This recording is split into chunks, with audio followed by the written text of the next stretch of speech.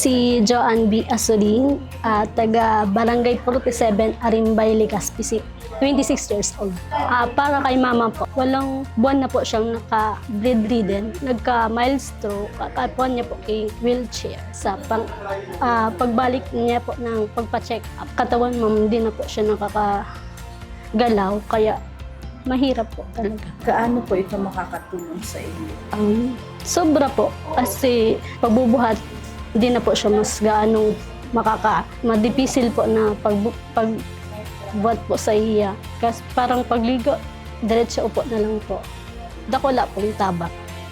Salamat po ako, Bicol Party List and Kong Pido Carbin sa wheelchair na ipapagkalob mo kay mama.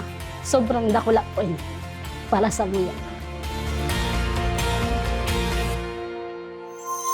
Ako po si Linda Orgas Aidalia from Bunga, Legazpi City, 62 years old. Para po sa tugang na stroke 2023, diabetic kaya siya. Nadidipisilan talaga siya. Dahil nga ni kaya, nagbubuhat ni talaga siya. Pag makaong bubuhaton, tas makarigos, tigdadarami siya duman sa kusina mi para karigosan siya, tigdatarbangan niya.